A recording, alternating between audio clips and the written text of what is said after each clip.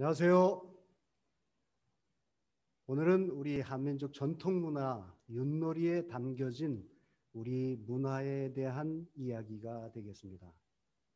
윷놀이는 설날부터 정월 대보름까지 실시하는 우리 전통의 민속놀이입니다. 남녀노소 누구나 즐길 수 있고 실내외 어디서든지 할 수 있는 윷놀이는 승벽을 겨루는 묘미가 있습니다. 윷놀이의 가장 큰 재미는 승부에 변수가 있다는 것입니다. 상대방을 끝까지 추격해서 한 판의 전세를 역전시킬 수 있는 승부를 알 수 없는 묘미가 있는 놀이 문화입니다. 민속놀이 중에서 가장 재미있으면서도 가장 철학적인 놀이라고 할 수 있습니다. 세계적인 민속학자 스튜어트 컬리는 일찍이 한국의 윷놀이는 전 세계에 수많은 놀이의 원형이다. 고대 점성술에 그 기원을 두고 있으며 굉장히 우주적이고 종교적이면서도 철학도 담겨져 있다.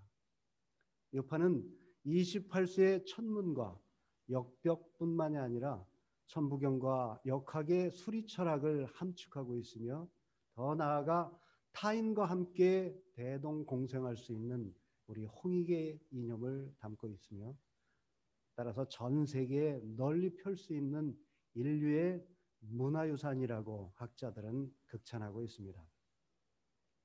우리 한민족의 고유 철학의 정수와 한단 시대의 통치 철학이 담겨져 있는 이 윷놀이는 바로 우리 동양 철학의 핵심 화두라고 할 수 있는 오행의 방위관념, 즉 동청룡 서백호, 남주작 북현무 중앙의 위치와 칠성신앙과 삼신신앙을 들 수 있습니다.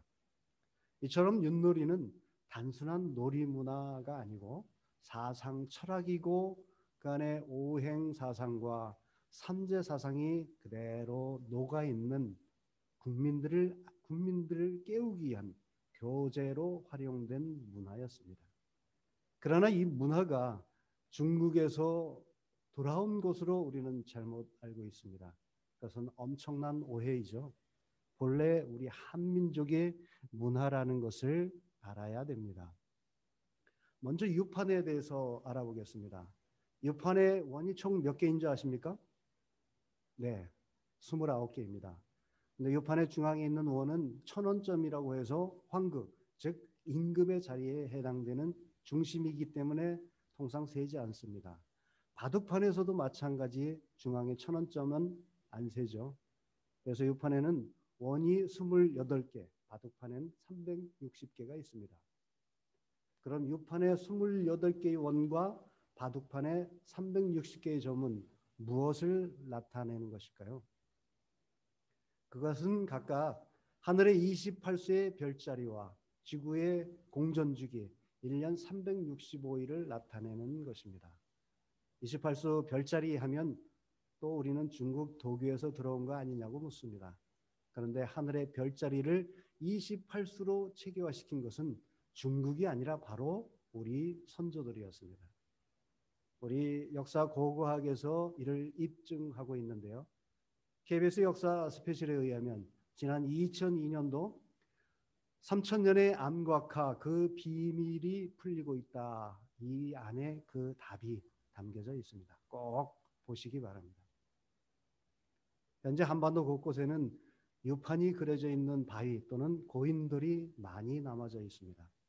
칠포리의 암곽화, 그리고 단양군의 유판바위, 수국리의 신선바위 등 많은 바위들이 볼 수가 있고 만주 집안현에도 고구려 고분의 인근 바위 등에 이러한 유판이 새겨져 있는 것을 확인할 수가 있습니다. 따라서 이러한 유세 원형이 완성된 것은 최소 고조선 시대로 소급된다는 것을 알 수가 있습니다. 또한 28수 천문도 역시 최소한 고조선 시대에 우리 조상들에 의해서 완성시켰고 이 모습이 중국으로 전해진 것을 볼 수 있습니다. 그러면 이런 28수는 어떤 뜻이 담겨져 있을까요? 그것은 칠성신앙과 굉장히 관련이 깊습니다. 왜냐고요? 28이라는 숫자는 7이 동서남북 사방에 4개가 합쳐져서 만든 게 28이 되겠습니다. 유판을 연구하는 학자들은 북두칠성이 북극성을 돌아가는 모습을 그를 형상화한 것이 유판이라고 주장하고 있습니다. 우리나라 사람들은 예로부터 또한 칠성신앙을 믿어왔기도 했고요.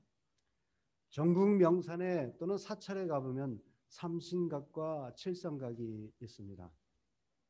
하나는 삼신신앙을 의미하고 하나는 칠성신을 섬기는 그러한 곳이기도 합니다. 아주 중요합니다. 이것을 모르고 한국인이라고 행세하면 절대로 안 됩니다. 한글을 쓰고 한글을 말한다고 해서 다 한국인이 되는 건 아닙니다. 진정한 한국의 주인이라면 마땅히 우리 한민족의 정신은 알아야 되고 철학이 뭔지, 역사가 얼마나 깊은지, 문화를 이해하고 종교가 뭔지를 알고 주인의 역할을 다 해야 진정한 한국인이라고 할 수가 있겠습니다. 유라시아 초원제국의 샤머니즘이라고 하는 책을 쓴 박연길 박사에 의하면은 과거 실크로드상에 있는 국가들, 즉 몽골, 터키, 위구르, 여진, 우리 한국을 포함한 이런 국가들에게는 굉장히 공통된 문화가 있다. 그 대표적인 문화가 3과 7에 해당하는 이러한 21, 37 문화다라고 얘기를 합니다. 그 첫 번째가 바로 음양사상의 태극 문양을 사용한다는 것입니다. 두 번째는 삼수문화입니다. 부모님이 돌아가시면 3년상을 치르고 좌우현 제도가 있었습니다. 과거 당군 시대에도 마한변한 진안이 있었고 천주교에서도 성부, 성자, 성령을 모시는 그러한 의례가 있죠. 또한 징기스칸이 큰 행사에 앞서서는 태양에 향해서 세배하는 그러한 의식이 있었다고 합니다. 다음은 오수문화로 오방신장이라고 얘기를 합니다.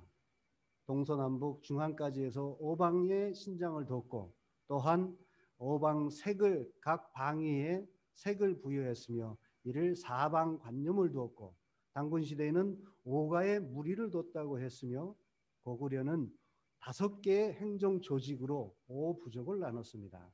그 이름이 연마부, 계로부, 소로부, 전로부, 관노부였습니다.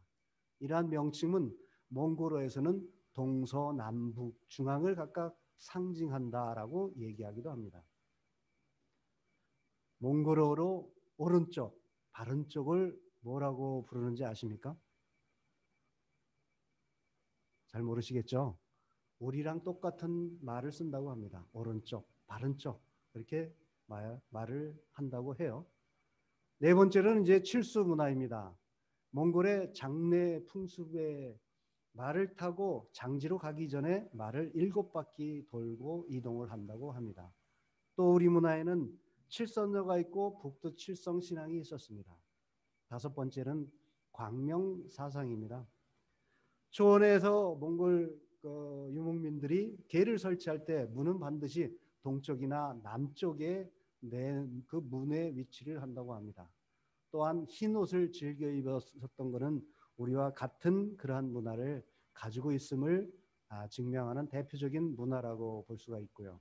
기타 문지방을 밟지 않는다든가 왼손보다 오른손을 위에 항상 위치하게 하고 굴렁쇠놀이, 가위바위보 또는 활을 잘 쏘는 사람을 주몽이라고 얘기를 한다고 합니다.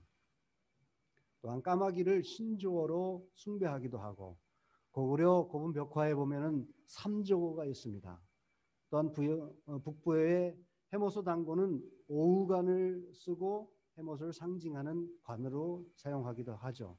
그래서 국학원은 이러한 옛 정신, 천지인이 담겨 있는 이 문화를 그대로 전수하기 위해서 우리 상징 문양을 삼조를 사용하고 있습니다. 또한 삼국유사 고조선기에 의하면은 곰과 호랑이 신화가 있습니다. 마늘과 쑥을 먹고 21일간 금기하는 수행을 통해서 사람이 됐다고 하는 모양이죠. 곰이 사람이 될 수가 있겠습니까? 지선적에서 천선적으로 이렇게 마음의 정화가 일어나고 깨달음을 얻었다라고 하는 그런 문화를 신격화한 게 바로 이 삼국유사에서 나오는 곰과 호랑이 얘기가 되기도 합니다. 여기서 중요한 게 21일입니다. 7이 3번 간다 해서 21일, 즉 삼신사상과 칠성신앙이 그대로 담겨져 있는 그러한 문화이기도 합니다.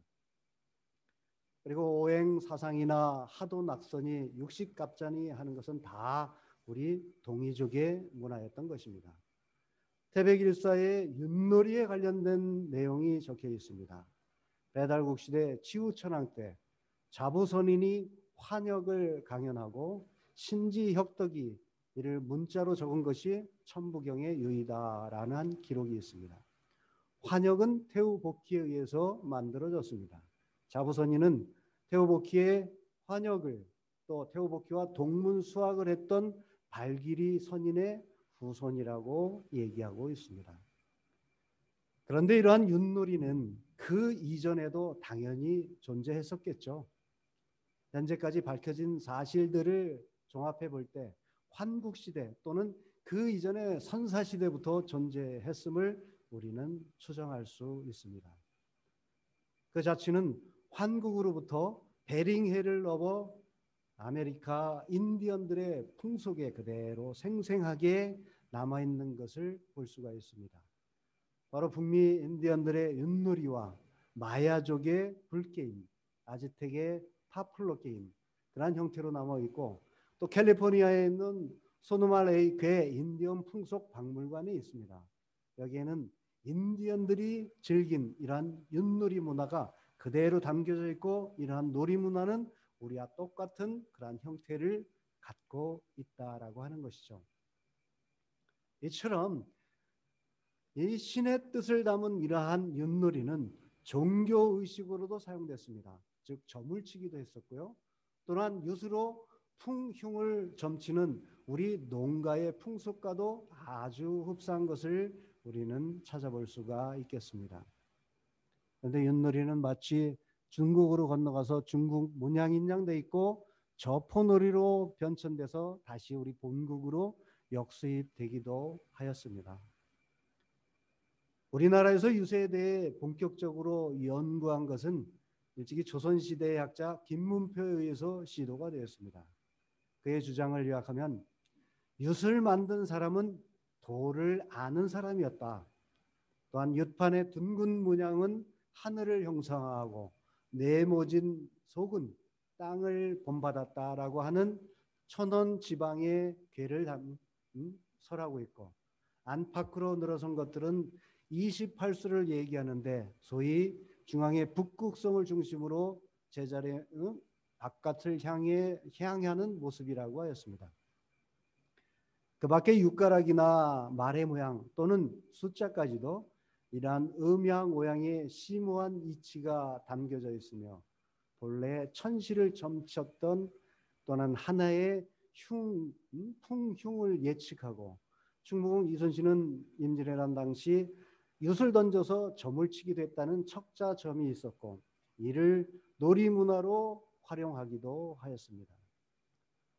복부역에 의하면 이세당군 모리스 임금 때에는 경향분수다 해가지고 분수라고 하는 법을 세워 당시 중앙 수도는 천황이 직접 수비를 총괄하였고 지방은 4갈래로 주둔하는 것이 마치 윷판의 4개와 같은 형상이다라는 것을 볼 수 있습니다.